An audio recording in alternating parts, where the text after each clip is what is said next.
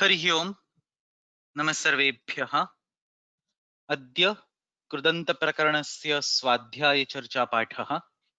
अस्मिन् वर्गे 50तमवर्गस्य तथा 51तमवर्गस्य स्वाध्यायस्य उत्तराणाम् अध्ययनं करिष्यामः। प्रारम्भे वन्दनम्। येनाक्षरसमाम्नायमधिगम्य महेश्वरात् कृत्स्नं व्याकरणं प्रोक्तं तस्मै पाणिनये नमः। वाक्यकारं वररुचिं भाष्यकारं पतञ्जलिं पाणिनिं सूत्रकारं च प्रणतोऽस्मि मुनित्रयम्। मुनित्रयं नमस्कृत्य तदुक्तिः परिभाव्य च वैयाकरणसिद्धान्तकौमुदीयं विरच्यते। पूर्वस्मिन् वर्गे अस्माभिः अण्वुल् तृचौ इति सूत्रस्य अभ्यासस्य अध्ययनं कृतम्। अद्य अग्रे गच्छामः। ल्यू णिनि तथा अच् एतेषां प्रत्ययानां वर्गद्वयम् अस्माभिः अधीतं। नन्दिग्रहिपचादिभ्यो ल्युणिन्यचः इति सूत्रस्य सरलः अर्थः प्रथमे वर्गे, तथा च अच् प्रत्ययस्य विषये विशेषकार्यमस्ति, द्वित्वमस्ति, अच् प्रत्ययः सर्वधातुभ्यः विधीयते, एतत् सर्वं द्वितीये वर्गे अस्माभिः दृष्टम्। द्वयोः अपि अभ्यासयोः उत्तराणि धनशेखरमहोदयेन लिखितानि, सम्यक् रूपेण लिखितानि. So I will be unmuting him now. We will take exercise 50 and then exercise 51. That's all for today. So you can take the entire time as much as you want. I will be unmuting you. Please introduce yourself once. स्वपरिचयं कारयतु, तदनन्तरं विषयं प्रारभामहे। नमस्ते।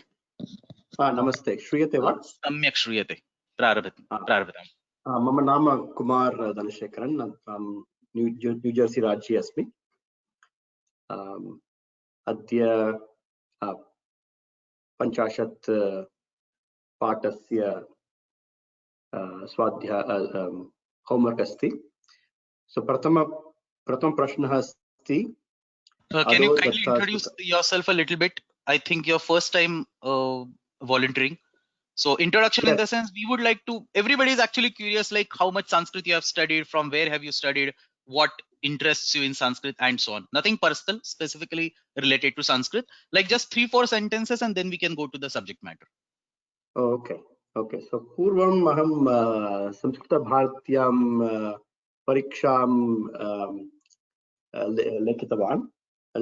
So for example, कोविदां समाप्य अनन्तरं कर्णाटकराज्ये there was a MA program तत्र पञ्चीकरणं कृत्वा किञ्चित् पठितं, परन्तु तत् स्थगितम् अभवत्. अनन्तरं स्वाध्यायमेव, मोस्ट्लि व्योमा labs मध्ये अनेक व्याकरणशास्त्र सम्बद्ध courses, I've been taking those. So that's more or less, self-studying, and then व्याकरणे अधिकम् इच्छा अस्ति. तत् कारणात् एव this course I've been taking for a while, and other Vyoma courses. That's about it. अस्तु, प्रारभामहे। धन्यवादः। So प्रथमप्रश्नः अस्ति, अधो दत्तासु काव्यपङ्क्तिषु विद्यमानानां ल्यू णिनि अच् प्रत्ययान्तशब्दानां सवृत्तिकं स्वसूत्रं सिद्धिं प्रदर्शयेत इति। प्रथमम् अस्ति, मूर्खो वदति विष्णाय, विद्वान् वदति विष्णवे, उभयोः सकृतं पुण्यं भावग्राही जनार्दनः। अस्य श्लोके पदद्वयम् अस्ति, भावग्राही अनन्तरं जनार्दनः इति पदद्वयम् अस्ति, कृदन्तपदं। प्रथमं भावग्राही पश्यामः। भावग्राही इत्यत्र ग्राही इत्येव कृदन्तं, भावस्य ग्राही इति समस्तपदम् अस्ति, षष्ठी तत्पुरुषसमासः, परन्तु ग्राही इत्येव कृदन्तं। सामान्यवृत्तिः अस्ति, गृह्णाति इति ग्राही। ग्राही इत्यस्य ग्राहिण् इति प्रातिपदिकं। णिनि प्रत्ययेन ग्राहिन् ग्रहधातोः ग्राहिण् इति सिद्ध्यति। कथम् इत्युक्ते नन्दिग्रहि पचादिभ्यो ल्युण्यचः इति णिनि प्रत्ययः अत्र योज्यते।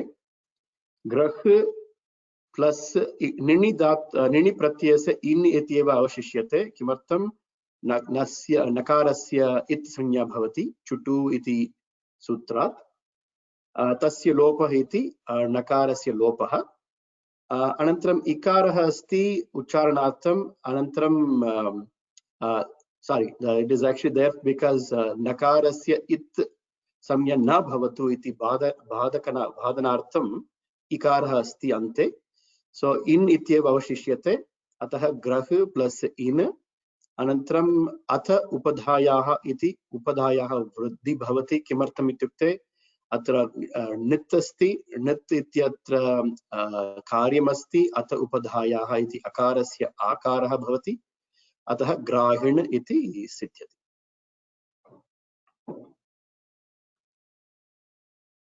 अग्रे गच्छामः वा? आमाम्, अग्रे गच्छन्तु। मया यत् किञ्चित् उक्तमस्ति चेत् अहं मध्ये वदामि, अहं न वदामि चेत् अग्रे गन्तुं शक्यते। ओके, जनार्दन इति अग्रे अस्ति। अत्र विशिष्टमस्ति, जन इति उपपदस्य उपस्थितौ एव अत्र ल्यूट् प्रत्ययः विधीयते। सो पुनः नन्दिग्रहि पचादिभ्यो ल्यून् ण्यन् यचः इत्येव सूत्रः। अत्र जन इति उपपदस्थितौ अर्ध इति धातुः, अनन्तरं स्वार्थे अत्र निच् अपि भवति, निच् प्रत्यय अपि भवति, प्लस ल्यू इति अस्ति। जन प्लस अर्ध प्लस निच् प्लस ल्यू। अत्र ल्यू इति प्रत्ययस्य यु एव इति यु अवशिष्यते। किमर्थम् इत्युक्ते लशकु लशक्वतद्धिते अथवा लशकु अतद्धिते इति लकारस्य इत् संज्ञा तस्य लोपः भवति। अनन्तरं युवोरनाकौ इति सूत्रात् यु इत्यस्य अन इति आदेशः। अनन्तरं यु इति ल्यू प्रत्ययः अनिट् प्रत्ययः इति कारणात् नेर् अनिटि इति निच् प्रत्ययस्य लोपः अपि भवति। अतः जन प्लस अर्ध प्लस अन इति अवशिष्यते, तस्य जनार्दन इति भवति। अत्र अस्मिन् विषये किं स्मर्तव्यम्, अयं शब्दः एतादृशः एव तस्मिन् गणे पाठ्यते। अतः अर्धधातोः जन इत्यस्य उपस्थितौ एव णिच् प्रत्यये कृते एव तत्र ल्यू इति प्रत्ययः करणीयः। तादृशमेव अर्ध प्लस ल्यू इति न कर्तव्यम्। प्रशब्दः एव तादृशः पाठितः अस्ति, अतः तस्य सिद्ध्यर्थं यत्किमपि आवश्यकं तदेव तत्र संस्थाप्य प्रत्ययविधानं करणीयम्। अग्रे गच्छामः। अग्रिमः श्लोकः अस्ति, भूत भव्य भवान् नाथः पवनः पावनो नलः कामः कामकृत् कान्तः काम कामप्रद प्रभुः इति प्रसिद्धः विष्णुसहस्रनामात् उद्धृतः। अत्र अपि पदद्वयम् अस्ति, कृदन्तपदं पवनः अनन्तरं पावनः। भवता इदानीं एकनिमिषं, भवता इदानीं प्रसिद्धः श्लोकः इति उक्तं, तत्र पूर्वश्लोकस्य अर्थं वक्तुम् इच्छति वा? सरलः अस्ति श्लोकः, किमपि नास्ति तत्र, किञ्चित् प्रयत्नं करोतु। अत्र पूर्वश्लोकस्य अर्थः भवति, यः सम्यक् अत्र व्याकरणं न जानाति सः मूर्खः इति उक्तमस्ति। सः विष्णु शब्दस्य विष्णाय इति चतुर्थी विभक्ति वदति तर्हि, अनन्तरं विद्वान् वदति विष्णवे। मूर्खः अत्र दोष क्रियते चेदपि जनार्दनः तेषां भावस्य एव गृह्णाति इति, तेषां उभयोः स्वस्वकृतं पुण्यं तत् पुण्यस्य भावं स्वीकृत्य तथा एव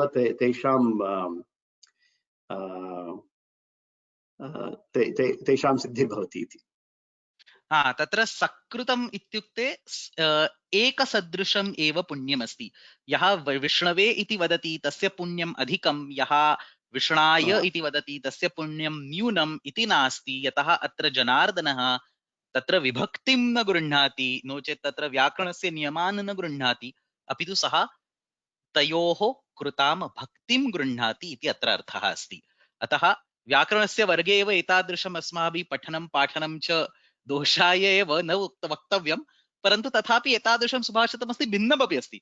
महाभाष्ये प्रारम्भे एव उच्यते एतादृशं विभक्ति परिवर्तनं कृत्वा अयुक्तरूपेण उच्यते चेत् पापं मनुष्यः लभते इति अपि महाभाष्ये उक्तमस्ति। both sided views are there. One aspect says ubhayoho sakrutam punyam bhavagrahi janardanaha. On the other side, there are books of grammar. Obviously, books of grammar will have to say that eventually. But there are books of grammar. Tatra mahabhashye uktam asti yat asuraha arayah ityasya sthane alayah iti uktavantaha, ra ityasya sthane la iti uktavantaha. Tarhi anena karyena tesham papam avardhata yena tesham yuddhe devasur sangrame nashaha अजायत इति अपि तत्र कथा अस्ति। अतः उभयथा लोके प्रचलितम् अस्ति दृश्यते। अत्र अस्मिन् श्लोके भावग्राही तथा जनार्दनः द्वयोः अपि शब्दयोः एकेनैव सूत्रेण तत्र सिद्धिः भवति। अतः अयं श्लोकः अत्र पाठितः अस्ति। व्याकरणस्य छात्रैः तु अस्य श्लोकस्य गाम्भीर्यम् इत्युक्ते तत् विनोदाय एव अस्ति अत्र स्वीकृत्य त्यक्तव्यं।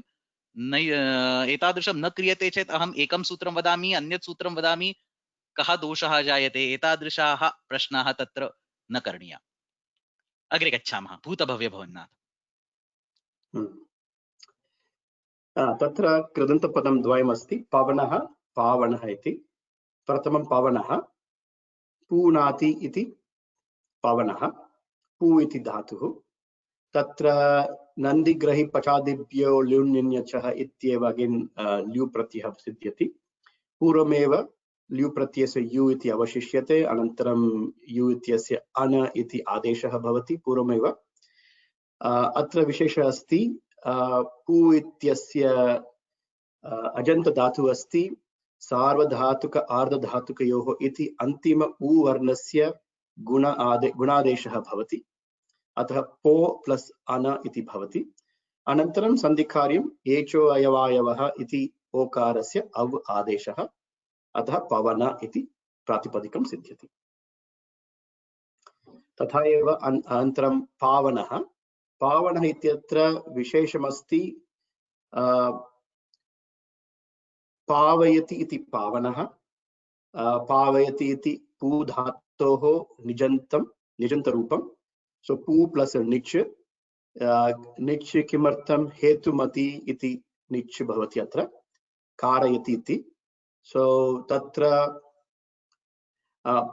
निच् अस्ति, अचो ङति इति कारणात्, इति सूत्रात् ऊकारस्य वृद्धिः भवति, अतः औकारः भवति। अतः पौ प्लस् इ इति अवशिष्यते। अगेन् इ इति किमर्थम् इत्युक्ते चुटु इति पूर्वम् उक्तमस्ति, इति नकारस्य इत् संज्ञा, चकारस्य हलन्त्यम् इति इति संज्ञा भवति, अतः इ इति अवशिष्यते।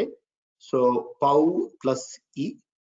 अनन्तरं सन्धिकार्यम् एचो अयवायवः इत्यस्मात् आव् इति आदेशः, अतः पावि इति सिद्ध्यति। पावि इति अपि धातु एव, सनाद्यन्ताः दातवः इति धातु संज्ञा। सो अनन्तरं निजन्तस्य सिद्ध्यानन्तरं पावि इति सनाद्यन्त धातोः ल्यु प्रत्ययः भवति। सो पावि प्लस् ल्यु, पूर्वमेव अगेन् यु इति अवशिष्यते। अनन्तरं यु इत्यस्य अन् इति आदेशः। अनन्तरं विशेषकार्यमत्र अस्ति, नेरणिटि इति नीलोपः। किमर्थम् इत्युक्ते अगेन् ल्यु प्रत्ययः अनिट् प्रत्ययः इति कारणात् पावि इत्यस्य पाव् इति भवति। सो पाव् प्लस् अन पावन इति प्रातिपदिकम्। अग्रे अस्ति श्लोकः अस्ति, लवणः क्लेदनस्तीक्ष्णः, पाचनो दीपनः सरः, स्निग्धो रुचिकरः स्यन्दी, दृष्टिशुक्रहरो लघुः। अत्र अनेकाः कृदन्तपदानि, अनेकाः कृदन्ताः सन्ति। लवणः इति प्रथमं, लवणः इति इत्यस्य लूणाति इति लवणः, लू इति धातुः प्लस अगेन लू इत्यपि नन्दी नन्द्यादयः गणे अस्ति, अतः ल्यू प्रत्ययः। अत्र अपि पूर्वमेव अस्ति, अतः पवनः इव लवणः इति भवति। विशेषम् अत्र अस्ति नकारस्य णत्वं भवति, तत् निपात्यते इति। अत्र महोदय मम एव प्रश्नः अस्ति, णत्वं कथं अत्र कौमुद्याम् अस्ति किल? It is just because it's in the कौमुदी अथवा महाभाष्ये? किं कौमुद्याम् अस्ति इति पृच्छते? णत्वं कथं निपात्यते? निपात्यते तदेव, कथं निपात्यते इति प्रश्नः एव अनुचितः। निपात्यते, the definition of the word nipatyate means there is no sutra but we want the final form. So what do? We either say that Ashtadhyayi is incomplete or we say that nipatyate. Nipatyate is a backdoor for doing things which cannot be justified by the sutras. अतः उच्यते लवणत्वं निपात्यते। निपात्यते इत्युक्ते तत्र गणे एव तत्र लवण इति शब्दः दत्तः अस्ति, अतः तत्र गणनिर्देश सामर्थ्यात् तद् सामर्थ्यमेव नकारस्य नकार परिवर्तने कार्यं करोति इति तत्र अर्थः। Understood? Understood. सम्यक्। क्लेदनः, क्लेदयति इति क्लेदनः, क्लिद् इति धातुः। क्लिद् इत्युक्ते आर्द्रि भावे, टु वेट् ऐ थिङ्क्। क्लेदयति इति अत्रापि निच् धातुः अस्ति। क्लिद् प्लस् निच् इत्यस्य उपधा इकारस्य गुणः भवति क्लेद्, अनन्तरं निच् इत्युक्ते इकार एव अवशिष्यते पूर्वमेव, क्लेदि इति धातुः भवति। क्लेदि इकारस्य गुणः कथं भवति इत्युक्ते पुगन्तलघुपदस्य इति, पुगन्तलघुपदस्य च इति सूत्रात् उपधागुणः। सो क्लेदि इति धातुः, तस्य ल्यु प्रत्ययः, नन्दिग्रहि पचादिभ्यो ल्यु निन्यच इति पूर्वमेव ल्यु प्रत्ययः भवति। अनन्तरं पश्यामः, but I think the comment here is नन्द्यादि गणे अयं धातुः न विद्यते, परन्तु प्रयोगे अस्ति इति कारणात् अत्रैव ग्रहणं भवति। तत्र किमस्ति वदामि। So this I added later on. So तत्र किमस्ति, नन्दिग्रहि पचादिभ्यो श्रूयताम्, this is important and we did not discuss it in the class. नन्दिग्रहि पचादिभ्यो लुणिन्यचः इत्यत्र त्रयः गणाः सन्ति। नन्द्यादिगणः अस्ति, ग्रह्यादिगणः अस्ति, पचादिगणः अस्ति।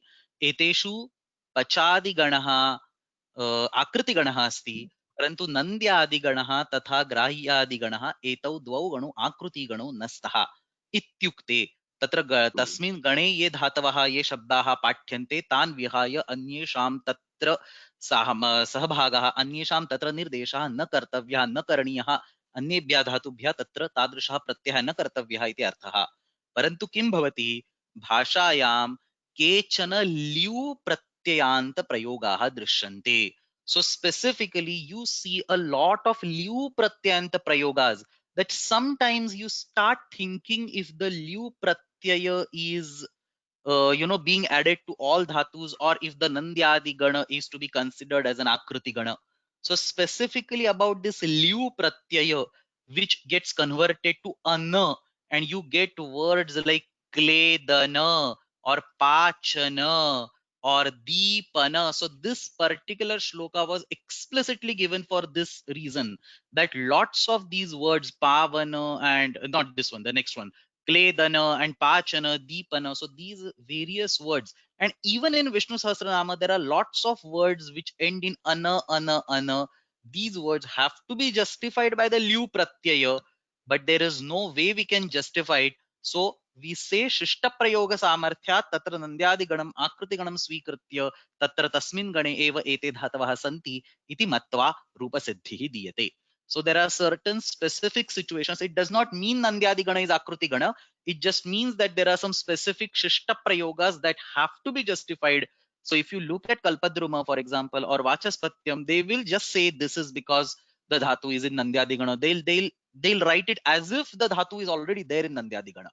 So Nandyadi Gana gets extended with these set of dhatus based on the prayogas, and we just add it. So yadyapi Nandyadigane ayam dhatuhu na vidyate vastutastu Nandyadiganam pashamashchit klida iti dhatu tatra nochet kledi iti dhatu tatra nasti.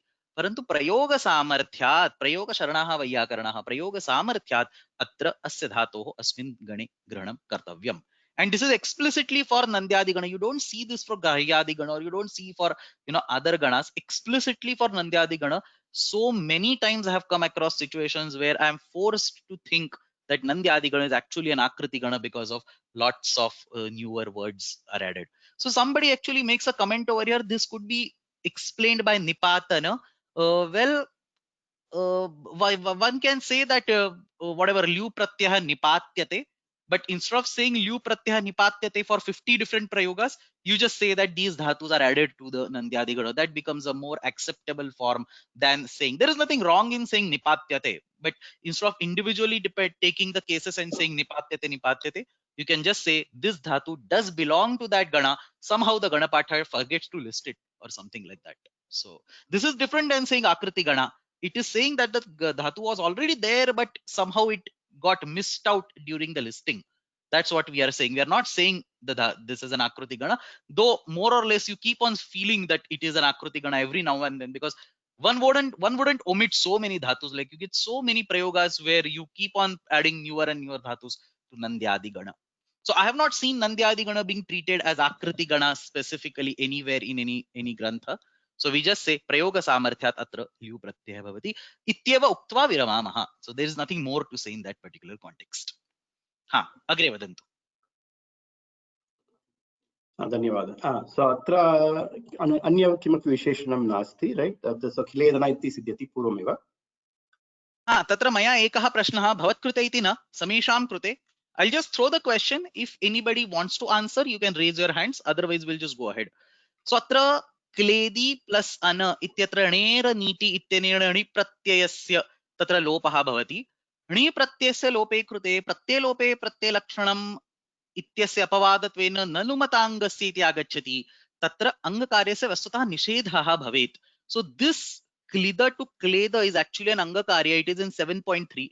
So as soon as you do get rid of the neraniti, get rid of the ikara, you should be undoing the angakarya. You can call it akrita vyuha, paniniya, nimittapaya, naimittikasya apaya, whatever, or whatever, nalumatangasya. So why we don't undo that particular operation over here? We have seen this multiple times, that when one operation is undone or when one pratyaya gets removed, the operation that it has caused gets undone. But that's not what we do over here. That's the question. Think about it, why we don't do, and then anybody who is interested can raise their hand, and then we can take that up later on whenever one wants. So the question is, atra ana ityatra ikarasya yada lopaha kriyate tada क्लेद इत्यस्य स्थाने पुनः क्लिद इति किमर्थं न भवति. तत्र न लुमताङ्गस्य इति सूत्रं तत्र भवेत्. So nimittapaye naimittikasya apaya and so on, these concepts are applicable when you have a sutra which will help you revert that. So nalumatangasya should ideally actually rather avoid that particular angakarya, but we don't do that. That's the question. अग्रे गच्छामः. अत्र कश्चन एकः प्रश्नः अस्ति. What is the definition of the Akriti Gana? Bhavan vaktum ichchati va? Jnayate chet vadatu, no chet aham spashtikarisyami. Would you be able to take up this question? Yeah, I think it's also in the homework, I think, right? Ha, agre asti va? Adyeva asti? Ha, tarhi tatraiva pashyamah. So if it comes later on, we will see that. So somebody is asking, how is na lumatangasya applicable over here? That's what I'm saying, that atra प्रत्ययस्य लोपः कृतः अस्ति. णिच् प्रत्ययस्य अत्र लोपः क्रियते चेत् तत्र वस्तुतः पुगन्धलघुपधस्य च इत्यनेन उपधा गुणः नैव स्यात् इति मम तत्र संशयः अस्ति. The question that I'm asking is, this is an anga karya. So na lumatangasya says that when a lopa happens, the anga karya should not be done. Na lumata angasya iti artha asti. So anga karya should not be done when there is a lopa. So why are we doing an anga karya over here? This is a question. So I think the answer, can I answer also? Yeah, of course, please. So atra look athava shlu iti special lopah nasti. Correct. So there are multiple people who have written it down. I'm very happy that people have answered this. More than like 2 people have typed it over here. So that's correct. Atra kim asti tarhi? If there is no look shlu, what is there? Samanya lopah hai. Correct. So lopa happens by 4 ways. You have lopa, which is a samanya lopa, and that kind of lopa allows you to do angakarya, whereas the remaining 3 kinds of lopa do not allow you to do the angakarya. So the na lumatangasya is the nishedha only for look, shlu, and loop. Very nice. So I have multiple people who are answering this particular question. That is correct. So the guna happens because it's an ardhadhatuka pratyaya and so on, everything is correct. And the guna is not removed because there is no trigger for removing that guna. So the guna has happened when it has happened, and after multiple steps, for completely different reason, ani has gone away. So the ani has gone away because of ana. So there is a trigger for removing that ani. So even you cannot apply nimitta paya naimittikasya paya because there is no nimitta which is going away. The pratyay has been explicitly killed by something else. So there is no reason of reverting back. And that is true everywhere. Yatra yatra nich pratyaya bhavati agre cha anit pratyaya asti tatra tatra patha iti vadamachet. Patha plus nicha plus anubula iti vadamachet. Pathi plus anubula iti bhavati. इकारस्य लोपे कृते पाठ plus अक पाठक इति भवति तत्रापि एतादृशं किमपि कार्यं न क्रियते. अग्रे गच्छामः. पाचकः पाचनः. पाचनः पाचयति इति पाचनः. अत्रापि पच् धातोः निजन्तं भवति पाचि इति. अत्र नकारस्य इत् संज्ञात् अथ उपधायाः इति उपधावृत्तिः. अनन्तरं सनाद्यन्त धातवः इति धातुसंज्ञा. पाचि इत्यस्य ल्यु प्रत्ययः पूर्वमेव ल्यु प्रत्ययस्य अन इति यु अवशिष्यते. अनन्तरम् अन आदेशः भवति. अनन्तरं णेर् अनिटि इति णिलोपः कारणात् पाचन इति भवति. Very nice. One second. I would like to go back to the previous one because there is a very nice comment over here by somebody. So listen to this comment. This is related to the discussion that we had just now. So let us assume that somehow, when the nilopa happens, yada nilopaha bhavati, tatha kathanchit atra gunaha na bhavati iti uktva klida ityeva bhavati iti vadamaha. So let's assume that somehow that kleda is not done and it becomes klida. So tatha punaha ekavaram klida iti asti ana iti swayameva ardhadhatuka pratyaya tatra asti. So even if e is going away, there is a direct ana pratyaya in front. So big deal if that ekara is reverted back to ikara. Again ana is going to cause that e getting converted to a. So there is one argument which says doesn't really matter. So big deal. I mean, even if clay becomes kli, पुनः अग्रे अर्धधातुक प्रत्यय अस्ति पुनः पुगन्त लघुपदस्य च इति उक्त्वा क्लेद इति कुर्मः. So what do people think about this argument? Is this argument correct? Is this argument not correct? Not correct in the sense, the reason why it is not correct, we said, is clearly because kledi ityatra revert iti na bhavati. न लुमताङ्गस्य इति सूत्रस्य प्रसक्तिः एव नास्ति, अतः तादृशं न भवति. परन्तु कथञ्चित् किञ्चित् अन्यत् सूत्रम् अस्ति इति चिन्तयामः, तेन सूत्रेण क्ले इत्यस्य स्थाने पुनः क्लि भवति इति वदामः, तर्हि अग्रे तस्य क्लि इत्यस्य पुनः क्ले इति अग्रे भवेत् वा अनया पद्धत्या इति अत्र प्रश्नः अस्ति. So if somehow that clay happens to be क्लि, I would like to make it clear, it does not happen, but somehow it happens to be kli. Can that kli again become clay, or is there anything else that is going to cause a trouble? I'll give a 1 minute for people to think about this. Is this worth thinking?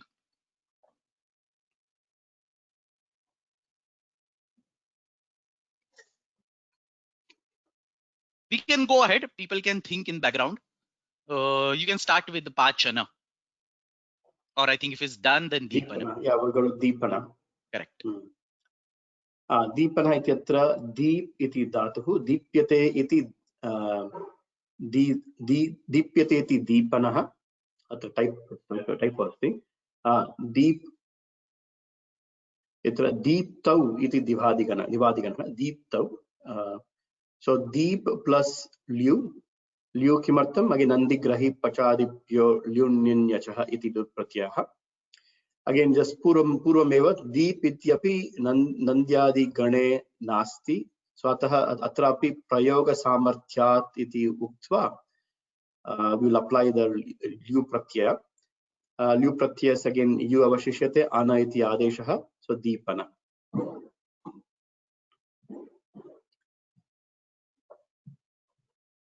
अग्रे सरः सरति इति सरः अत्र सृ इति धातुः पचादिगणे अस्ति सो नन्दिग्रहि पचादिभ्यो ल्युण्यञ्यचः इति क्रमेण अच् प्रत्ययः भवति so sorry, this is actually not in the pachadi gane, correct? So it is actually not in that because we will be using the other argument sarvadhatubhya ach vidhi iti ach pratyayah.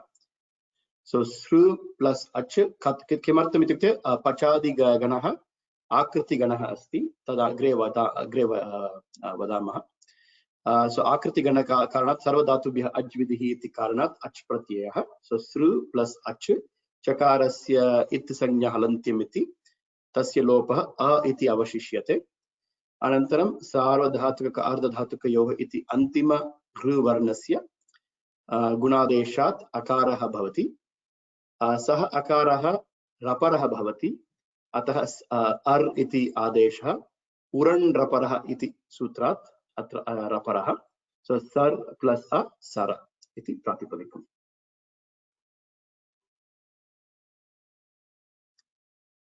अग्रे हरः तत्रापि हरति इति हरः हृ इति हरणे अत्रापि सर्वधातुभ्यः अज् विधि इत्येव अच् प्रत्ययः पूर्वम् एव हृ धातोः हर् इति अकार आदेशः अनन्तरम् अकारस्य रपरः सो हरः इति पूर्वमेव सरः एव हरः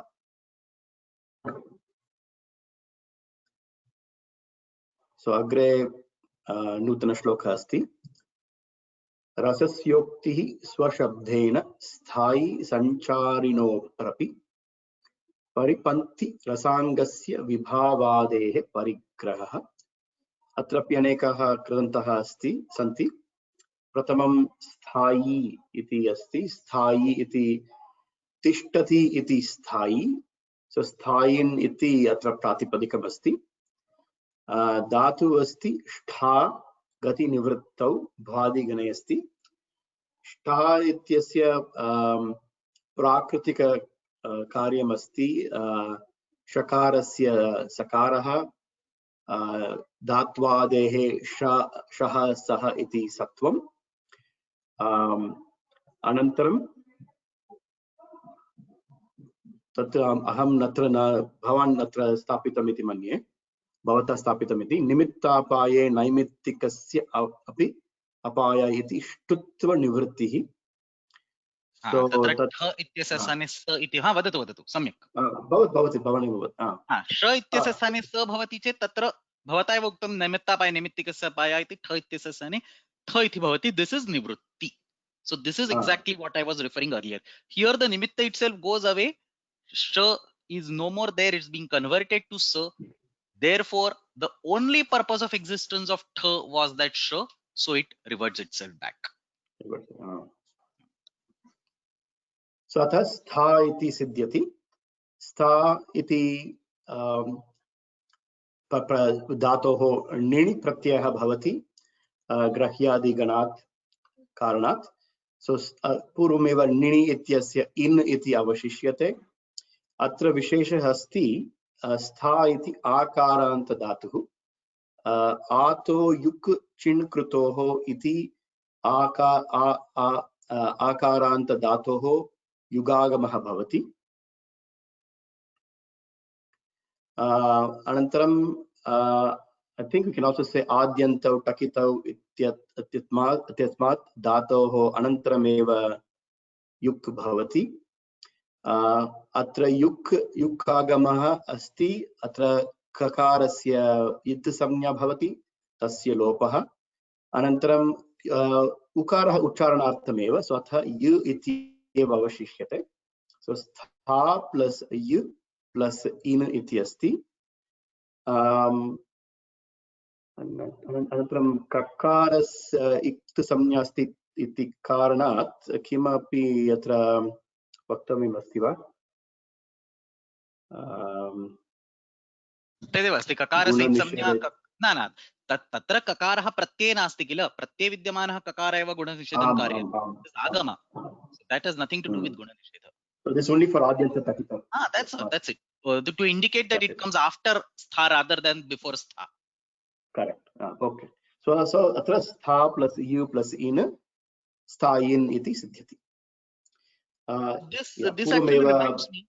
This actually reminds me. Different. The same itsamnyaka letter has been overloaded in the different situations to mean different things.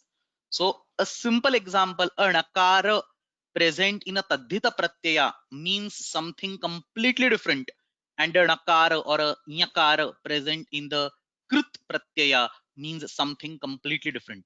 Just like the way over here, a ka present in an agama means something completely different. A ka present in a krit pratyaya, it means something completely different. So just because there is ka, we have to do guna vriddhi nishedha is not the logic over here. Somebody is asking, there is always one job for an it letter. No, that is not correct. There is one job for an it letter in a given context. So for example, ka iti vadamaschet tatra krut pratyayah ka iti asti chet tatra vruddhi nishedham karoti. Parantu tadhita pratyayah ka iti asti chet kit iti asti chet vruddhim karayati. So a kit tadhita pratyaya will cause a vruddhi by the sutra kiticha, whereas a kit krudanta pratyaya will block a vruddhi by kiniticha. So the purpose of an it letter is very specific to the context in which it is applied. It can be applied in a dhatu. For example, a nyakara present in a dhatu will cause a certain pada to take place. Ubhay pada, atmane pada, parasmai pada, and so on. A nyakara present in the pratyaya will have a different thing. There also in a krit pratyaya it will mean something different. In tadhita pratyaya it will mean something different. So and that's the reason all the way, if you go back to like 4th or 5th class, I have explicitly said krit pratyayeshu itsamnyaka varnanam prayojanam. We never say itsamnyaka prananam prayojanam. That is absolutely not correct. We should say krit pratyayeshu itsamnyaka varnanam prayojanam. Dhatushu itsamnyaka varnanam prayojanam. Tadhita pratyayeshu itsamnyaka varnanam prayojanam. And so on. Sarvatra bhinnanam varnanam prayojanam bhidyate. Samana varnasyapi prayojanam bhidyate. Yatha example of kakara I gave. So tadhiteshu chamadehi kiticha. These are the things, these are the sutras that cause a vruddhi in case of the tadhita prakaranam. But they block the vruddhi in case of krudanta prakaranam. Agre gachamah. अग्रिमं पदमस्ति परिगृह्णाति. Sorry, परिग्रहः इति कृदन्तं. कथं सिद्ध्यति इत्युक्ते परिगृह्णाति इति परिग्रहः ग्रह धातुः उपादाने क्रियादि धातुः. So grah iti सामान्य रूपम्, उपदेशे अच्चनुनासिक इत् इति तस्य लोपः. अत्र विशेषमस्ति, ग्रह इति सामान्यतया ग्रह्यादिगणे निर्णि भवति, परन्तु अत्र अगेन सर्वधातुभ्यः अच् विधिः इति अच् प्रत्ययः क्रियते. and pari iti उपसर्गः अस्ति. So ku gati pradayah iti gati samasah. So pari plus grah plus ach. Ach iti pratyasya a iti avashishyate. So parigrahah iti siddhyati. This is actually a very good example that you mentioned. Atra graha dhatoh vishaye vishishta rupena grahyadi gane api asti तथा च आकृति गणत्वात् नो चेत् सर्वधातुभ्यः च विधि इति पचादि गणे अपि आगच्छति. So this is very important. It is not like 3 distinct subsets are there. One can get more than one pratyas. A dhatu can get more than one pratyas. Agre gacchama. उत्साही इति अग्रे नूतनश्लोकः अस्ति। उत्साहिनो अन्ये प्रतिबध्यमानान् पचा बभूवुः पिशितस्य योधाः। अत्रापि I think there is कृदन्तत्रयम् अस्ति इति मन्ये।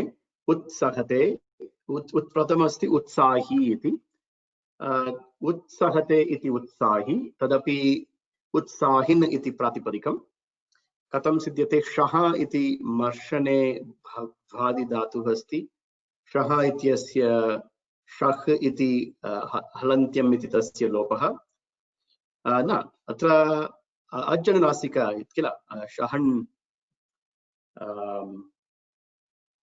इत्संज्ञा अत्र अन्ते अच् अनुनासिक अस्ति, अतः उपदेश अजनुनासिक तस्य लोपः भवति। शः अनन्तरं धातु प्राकृतिककार्यमस्ति शकारस्य सत्वं, धात्वादेः शः सः इति सत्वं, सो सः इति धातु भवति।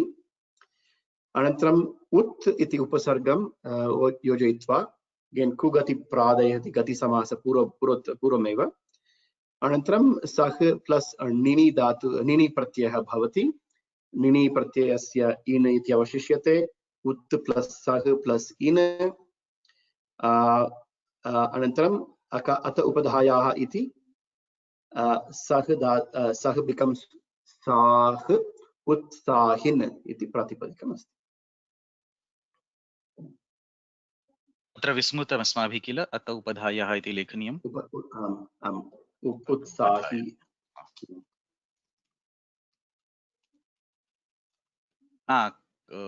कश्चन प्रश्नः अस्ति अत्र, तस्यापि उत्तरं ददामि।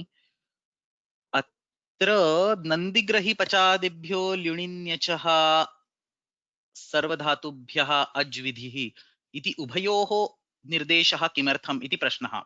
तस्य उत्तरम् एकस्यापि निर्देशः क्रियते चेत् सम्यक् एव, परन्तु द्वयोः अपि निर्देशः भवितुम् अर्हति इति ज्ञापनार्थं मया अत्र उभयोः निर्देशः कृतः अस्ति। तत्र अन्यदपि एकं कारणं, पचादिः आकृतिगणः अस्ति इति उच्यते चेत् नन्दिग्रही पचादिभ्यो ल्युणिन्यच इत्यनेनैव भवितुम् अर्हति, नो चेत् सर्वधातुभ्यः अच्विधि इति वार्तिकेन सर्वधातुभ्यः अच्विधि इति अपि भवितुम् अर्हति। अतः उभयोः अत्र सिद्धिः भवति। भवद्भिः यदा प्रक्रिया लिख्यते तदा एकमेव सूत्रं नो चेत् वार्तिकं विलिख्य अग्रे गच्छति, गम्यते चेत्, अग्रे गच्छन्ति भवन्तः चेदपि तत्र न दोषाय, केवलम् अत्र स्पष्टीकरणार्थं ज्ञापनार्थं मया उभयथा लिखितम् अस्ति। There is some question over here. Usually we say akaraha uchcharanarthaha, not an itsamnyaka. So if you are talking about the shah becoming shah, and here in this particular case, well, it is the generally agreed paksha is that in dhatus you don't have letters. It is very rare to have letters for uchcharanartha, because itsamnyaka akara has a certain purpose which I mentioned all the way, pada nirnaya, to be honest. All the way from 5th or 6th class this has been discussed. So I think now I don't recollect, but this point was discussed earlier all the way back in 5th or 6th class. There are both pakshas. Some people say that it should be treated as uchcharanartha, but usually agreed paksha is that atra akaraha itsamnyakaha eva bhavet. प्रायः सर्वत्र एतादृशमेव इत्सम्यकः आकारः. So even if you say भूसत्तायां एध वृद्धौ स्पर्ध संघर्षे, in all these situations you see edha with a chandrabindu, spardha with a chandrabindu. That's a mostly, or that's a 99% situations that's an accepted paksha, that there is an itsamnyaka akara present over there. Specifically for dhatus, I'm saying over here. In other cases like rini and all that, this is not uchcharanartha ikara. This is this is not itsamnyaka ikara. This is uchcharanartha ikara. Kimartham? तदेव पूर्वं यद् मया उक्तं, प्रत्ययेषु तत्र itsamnyaka ikarasya न किमपि प्रयोजनमस्ति. There is no prayojana of an itsamnyaka ikara in the krut pratyas, and therefore we just say it is uchcharanartha.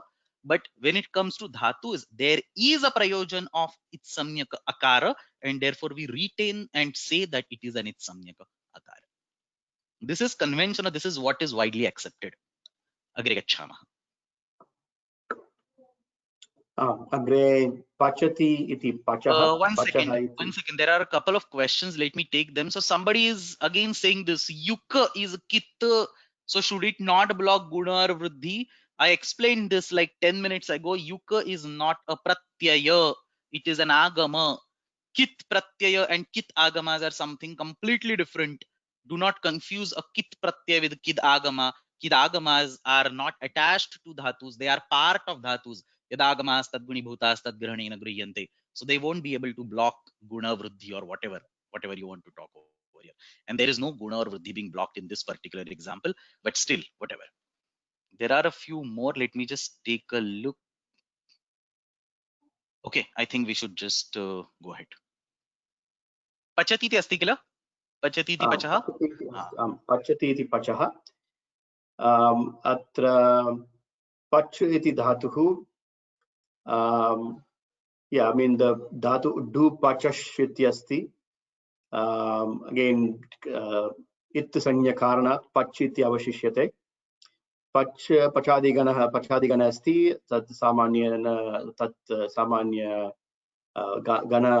gane asti iti karanat ach patyah किमपि विशेषणं नास्ति अत्र पच् प्लस् अ पचः पच इति भवति। अग्रे युध्यति इति योधः युधम् इति संप्रहारे दिवादिगणे धातुः युद्ध इति अवशिष्यते उपदेशे अजनुनासिक इत् तस्य लोपः युद्ध धातोः अच् प्रत्यये अत्र किमस्ति उपधायाः उकारः अस्ति उकारस्य गुणः भवति पुगन्त लघुपदस्य च इति उपधा गुणः तदेव अत्र विशेषः। सो युद्ध प्लस अ योध प्लस अ योध इति प्रातिपदिकम्।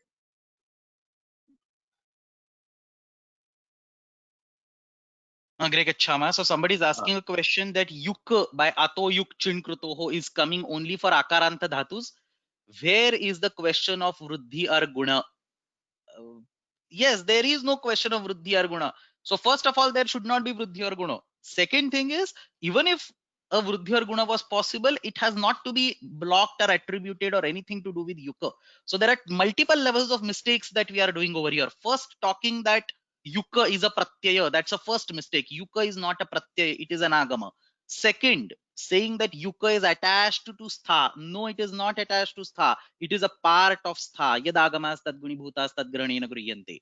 Third, saying that because it is kit, therefore it will block guna or vriddhi. So no, it is not a pratyaya at all. So no puganta laghupadasya or no whatever kingiti cha, anything is not applicable. So basically, please don't keep on fixing on that particular idea. It is wrong. It is not related to a kit pratyaya. That's all you keep in mind, and we will go ahead.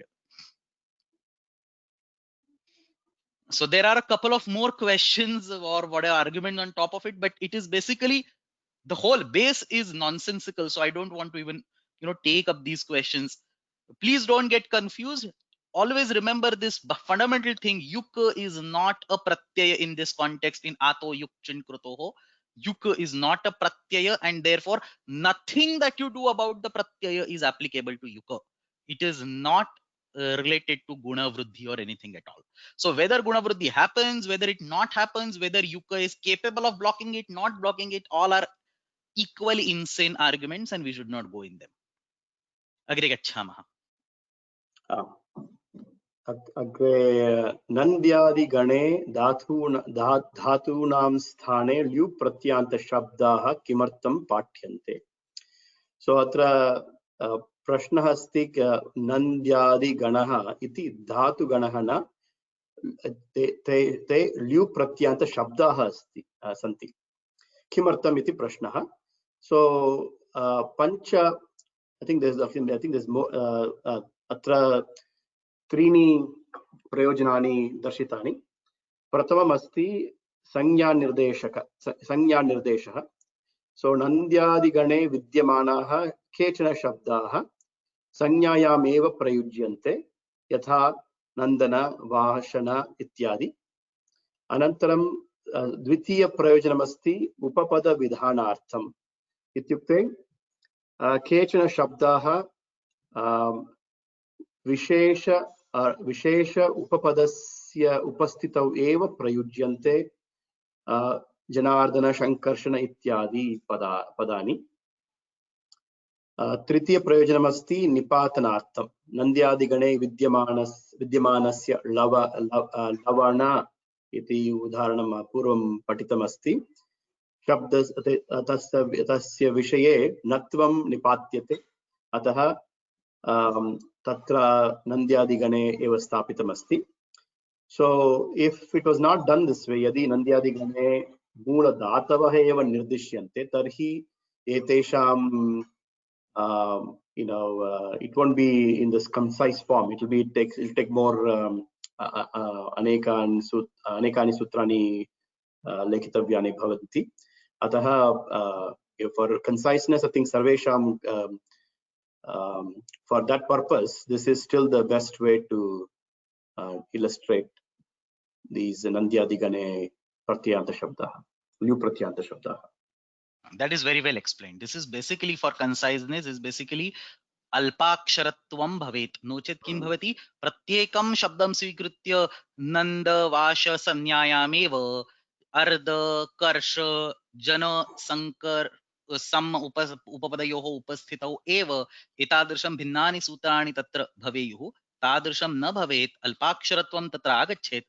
अतः अत्र सर्वे शब्दाः अन्तिम स्वरूपे एव निर्दिष्टाः सन्ति। अत्र किं ज्ञातव्यम्, एतानि निपातनानि न सन्ति। So Nandyadi should not be taken as a blanket list of nipatanas. At least the commentaries don't say that.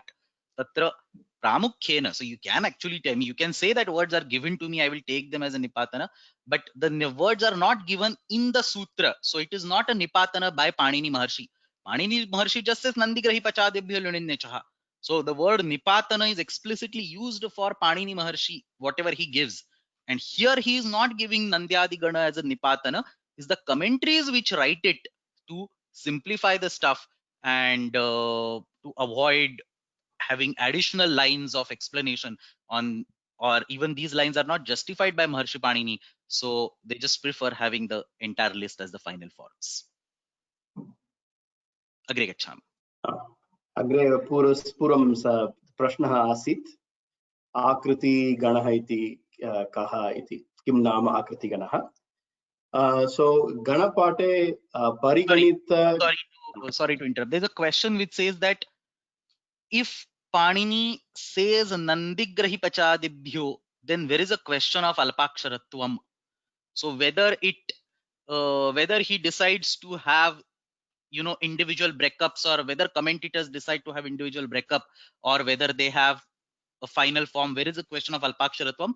Tatra uttaram asti nandigrahi pachadebhyo luninnechaha iti sutram eva uktva paninihi na viramati, parantu tatra ganapathaha api tena atra kritah asti. So ganapatha is also attributed to Panini, or it's also he's aware of them. So when he says nandigrahi pachadebhyo luninnechaha, he has to go cross reference in the ganapatha and write the list. Now look at the ganapatha. In ganapatha, one choice is to list the words final with the final forms. The second choice is to list individual dhatus and add like 10 more Ganasutras. So Ganapathe api tatra Ganasutrani bhavitum arhanti, yatha sarvadigane asti prathama charmataya alpardha katipaya nemascha purvaparadharvaro and so on. So there are these Ganasutras present, Samatnyati dhanakhyayam. There are these Ganasutras present in the Ganapatha. So even in the Ganapatha, in order to aim the alpaksharatvam, the conciseness, etesham antima निर्मितानां शब्दानां अंतिम स्वरूपाणां एव तत्र निर्देशः लाभाय इति मत्वा एतादृशः निर्देशः तत्र कृतः अस्ति. महोदय, there is a question, can you explain, sorry, I don't understand actually, what is the meaning of last sentence in the previous question of Nandyadi Gana? That's exactly what I said right now. Nandyadigane moola dhatavah eva nirdishanti ityukte ganapathe Nandyadiganam pashyamashte tatra dhatavah na santi. Understand this, Nandigrahi pachadibhyo is telling that these pratyas are to be attached.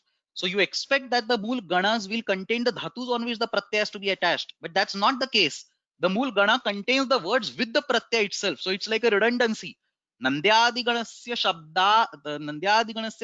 shabdebhyah lyu pratyayah bhavati इति न वक्तव्यम. किमर्थम? नन्द्यादिगणे सर्वे ल्यू प्रत्ययान्त शब्दाः एव सन्ति. पुनः तत्र ल्यू प्रत्यय कथं भवेत्? So what Panini has done is, instead of adding dhatus, he adds ready-made forms. And I was explaining the reason for adding ready-made forms, but as he has also explained, it is conciseness. Etesham sarvesham krute पृथक विधानम इत्युक्ते किम सूत्र पाठे पृथक विधानम इति न अर्थः, गण पाठे पृथक विधानम इति अर्थः।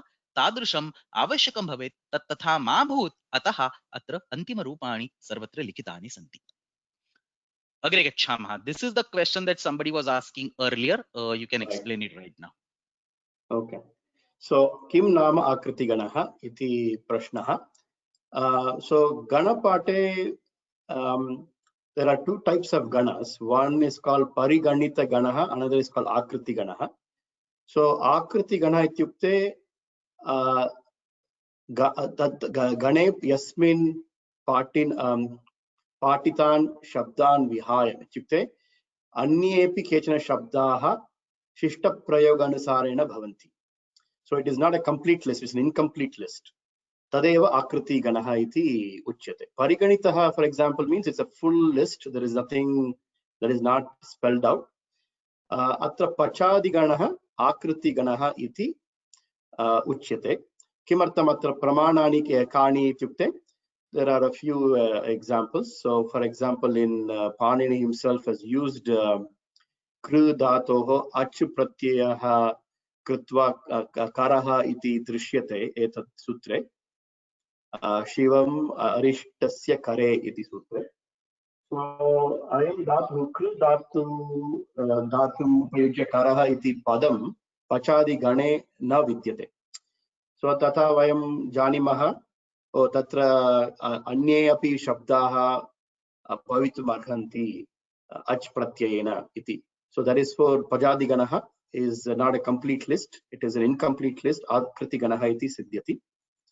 अन्यः उदाहरणमपि अस्ति कर्मणि घटो अट् इति।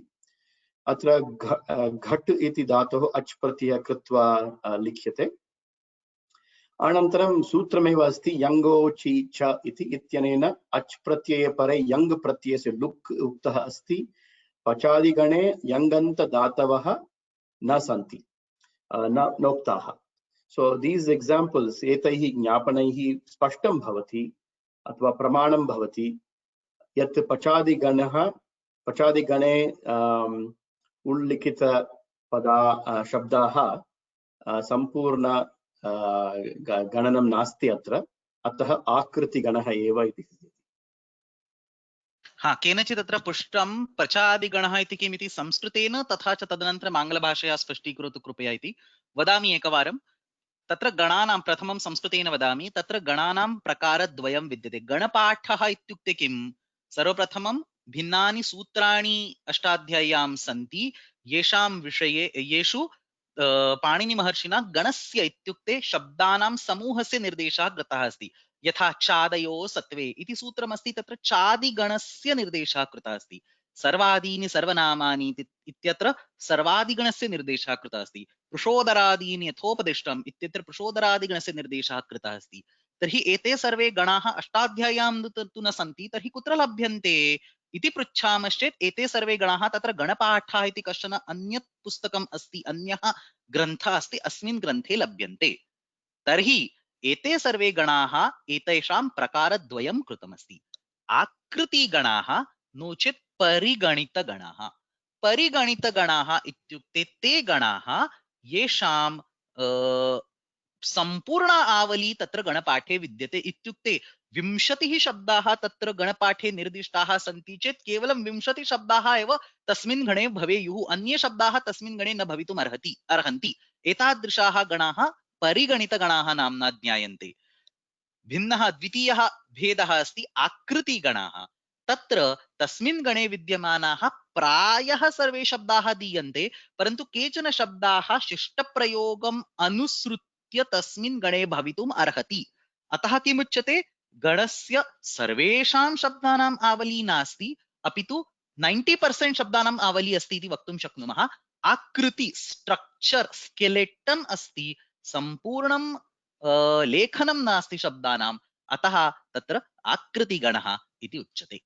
So in English, I hope this is now clear. I'm sure it should be clear to everybody, but in case there are some doubts, two types of ganas. We have Akruti Gana, where not necessarily all words are present.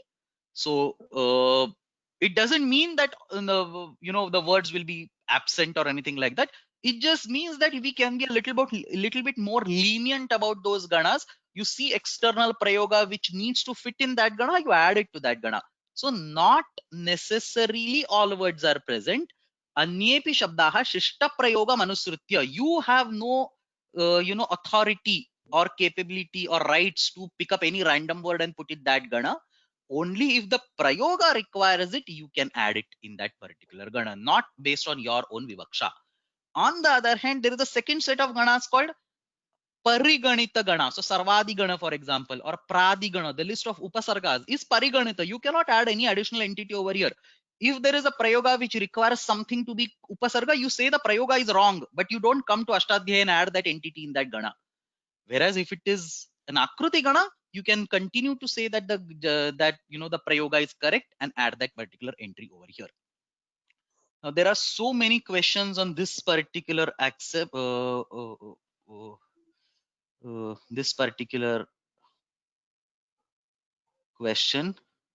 So somebody is saying Akruti Gana is an open-ended set subject to the editing or usage by Panditas. That is correct. So for people like us who are beginner students of Sanskrit, it is all these are closed ganas only. You cannot have whatever you want in that gana.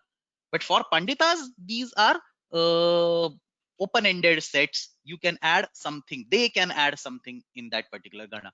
Bhavan kimapi vaktum ichchati va asmin vishaye? No.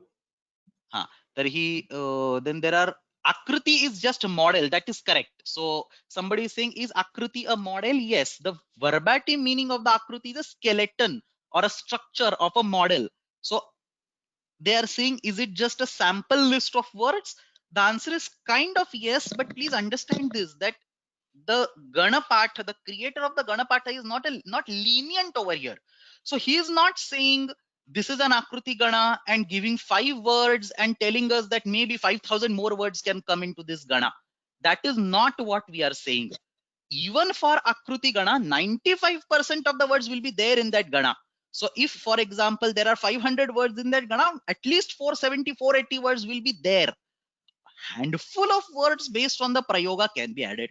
It is not that first 5 words are given and then it is an open-ended set and 5,000 more words can be added. That is not the meaning of Akruti Gana. Akruti Gana purely means ye shabdaha dattaha santi tan vihaya kechana anye shabdaha. Some other words can be added based on the Shishta Prayoga usage. Understand this. Usage is very important. Just because somebody says I would like to add a word in that Gana, that's not how it works. Is there a proper usage by a Pandita and usage not by idiots like us? Proper usage by a scholar in the literature. Is there a usage like that? Otherwise, I'll say I made a mistake in my answer paper and now because this is a Gana, Akruti Gana, let me add that word in that Gana and then my mistake gets rectified. That's not how it works. Is there a proper usage by a scholar which cannot be justified? Then you add that particular entry in that Gana. That's all about the Akruti Gana. On the other hand, Pariganita Gana, as the word indicates, Pariganita, completely counted from all sides. So Pariganita Gana is the one which every member is present. So you cannot add another member. You means the system does not allow you to add another member is what I would say. The Gana part infrastructure does not allow you to add another member in that particular list. That is very okay. Why is a pratyaya pronounced as a young? I don't understand this. Oh, this is young pratyaya. Oh, why is ng pronounced as a g is just for probably making it clear. Your so young is probably the correct pronunciation. Slip of tongue, it sometimes by me also it gets pronounced as young.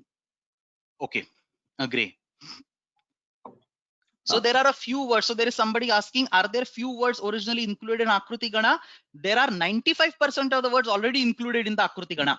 So Akruti Gana means, I'll show you, for example, let's go to the website. This is a very basic concept and it has to be understood. So for example, if you go to Let's take, which example should we take? Let's take Swaradinipatam Avyayam.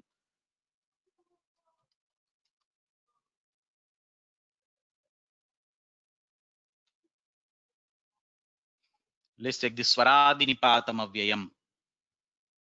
So look at this. He says it is an Akruti Gana somewhere. Chadirapi Akruti Ganaha, and this is an Akruti Gana. But he lists like so many words. Look at this. Sanutar Uchais Nichais Shanais Ruduk Aratrute Yugapat Pruthak Yashwas Diva. So almost every word is being written over here. And then somewhere, I don't know why he doesn't say it over here, or did I miss it? Clearly he says Chadihi Api Akriti Ganaha iti uchate. So this and Chadi both are Akruti Ganas is what he captures in a single line. So in this Swaradi Gana, the name of this Gana is Swaradi Gana. In this Swaradi Gana, so many words are given. He's written over here. Look at this Akruti Ganoyam. So many words are given, and then he says Akruti Gana. So maybe from 5 more words will be there in that particular Gana. Is all that it means. It's not like Swar Antar Pratar ... It's not like that. 95% of the words will be already there. Anyway, we are spending too much time. More than 1 hour is over. This question is not yet over. Agre gachama. I would like to at least finish both questions today. Agre gachama. So agre asti nini pratyeye nakarasya kim prayojanam nakarottarasya ikarasya kim prayojanam iti. Purvam drishtam. So first acho niti iti atha upadayaha iti vrittihi. So nit asti iti karanat acho niti ityasya prasaktihi bhavati. Purvam vayam drishtantah graha plus nini tatra grahin iti bhavati. Anantaram anya prayojanam asti nit. Basically, nit has two purposes. Atra acho niti anantaram ato yukuchinna krutoho iti yugagamaha. Satrapi yugagame ni atra udaharanam dattam asti. Ni plus sho plus nini ityasya nishayin iti asti. Anantaram the ending ikara asti. Ikarasya kima just ucharartham asti. Parantu vishesham asti nakarasya it sanya na bhavatu iti badhanartham ikaram स्थापयित्वा nini iti bhavati. तत्र कृदन्त प्रकरणे प्रत्यये विद्यमानः इकारः कदापि इत्सम्यकः नास्ति. Go back to class number 6, 7 or 14 number, I don't remember now, whichever class is that.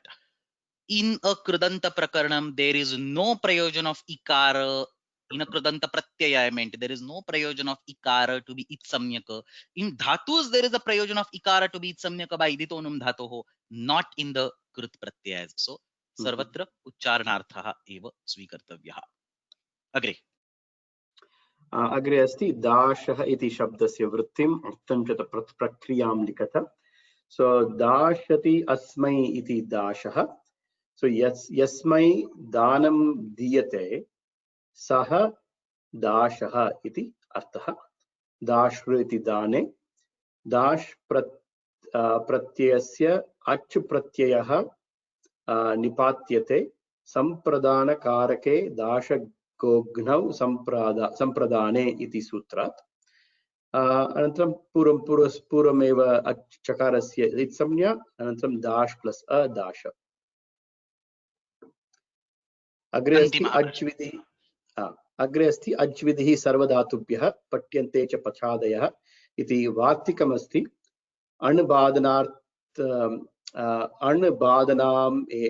बाधनार्थमेव स्यात् सिद्ध्यन्ति श्वपचादयः इमां कारिकां स्पष्टीं कुरुत. So like we discussed, pachadiganah akritiganah asti. अतः वार्तिका अथवा कारिका अस्ति अज्विधिः सर्वधातुभ्यः इति. So पूर्वपक्षे अच् प्रत्ययः सर्वेभ्यः धातुभ्यः भवितुम् अर्हति. So the natural question, counter question to that is The Purpaksha's question is Tarhi Punaha Pachadiganah Kimartam Patyate. If it is already applicable to all dhatus, why do we have to discuss Pachadigana iti? Uttaram Bhavati, like we discussed some of the prayojanani of this the Akriti-gana, the sutra's prayojanam, and one of the benefits we talked about is the some special uses of the Pachadi-gana. One of them is the Annabhadanartham eva syat iti. So there were some examples where, like in I think Janardana ityadi in some of those examples. So in Karmani an iti samanya rupena an pratyah bhavati karma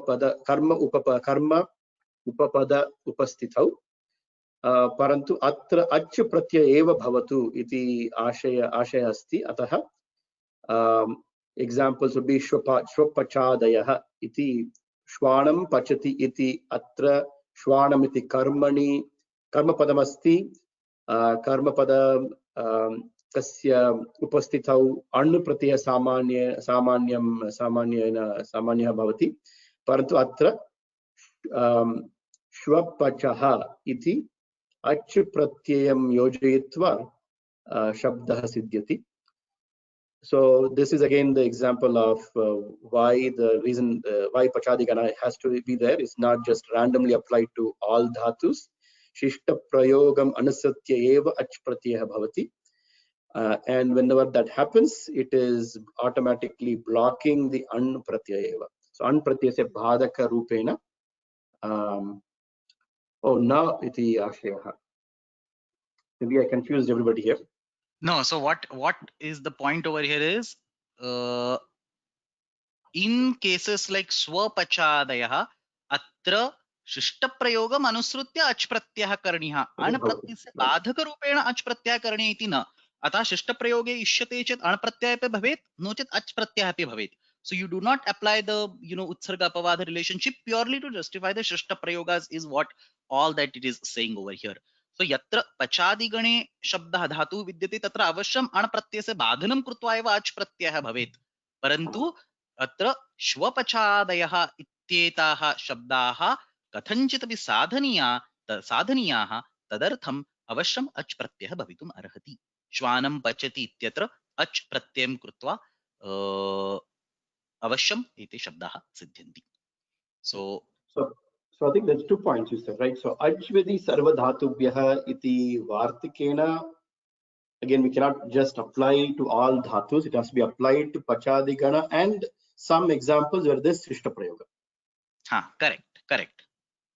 So what I was saying over here is Achvidhi Sarvadhatubhya is for all dhatus. Now if it is anyway applicable for all dhatus, why do you have a separate Pachadigana?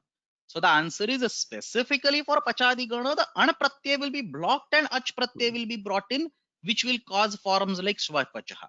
For other cases, it is purely to justify Prayoga, not necessarily by blocking Ana Pratyaya. So if for other situations, it's basically in order to justify the prayogas, whichever pratyaya you would like to give, you should give and get the final prayoga ready. That's all what I was saying. Astu? Is this clear? So anyesham dhatunam vishe utsargapavadaha na vidyate. Shvapacho no chet pachadigane vidyamananam shabdanam vishe tatra avashyam utsargapavadaha vidyate iti atra ashayah. Jnatam? Jnatam. Idanim itopi samayah nasti. So let's see the next one, but I think this is a little bit complex part. So I'm not happy with the speed, but I'm happy that we are probably revising so many concepts once again. That's actually good in one sense. So samapayamaha adya. So tomorrow again you will have to present at the beginning of the class for exercise 51. And then I think Rajagopalan Mahodaya is going to present for next two, 52 and 53. So at least tomorrow I would like to take 2, if not 3. So 51 and 52, if time permits 53. Tad Shwastana Varge Pathamaha. So Samapayamaha. We'll meet tomorrow at the same time. There are a few questions. Let me. So there is a question: Ach and Ana, do they follow the Vasurupa Vidhi? Of course they follow Vasurupa Vidhi.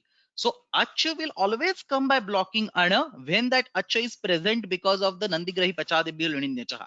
But some places, for example, shvapakaha iti api kinchid roopam asti, if I'm not now recollecting. So then you also have ana and you also have acha. How do you justify both of them? Justify them based on shishta prayogas. That's it.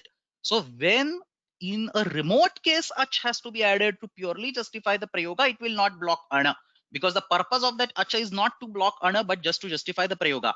Whereas in most of the 99% of the cases, acha, if it is legitimately applied, it will come as a block for as a badhak for ana. Tadeva aham vadan asmi.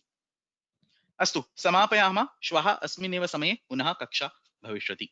So both of you, you and Rajagopalan sir, who are going to present the next two, who is going to present the next two, please log in 5 minutes earlier. Samapayama. Ashtadhyayi जगन्माता यस्य चित्तात् समुत्थिता वेदानामुपकाराय तस्मै पाणिनये नमः. शब्द ब्रह्म समाराध्य कृतवान्यो विलक्षणं सर्वाश्चर्यमिदं शास्त्रं तस्मै पाणिनये नमः.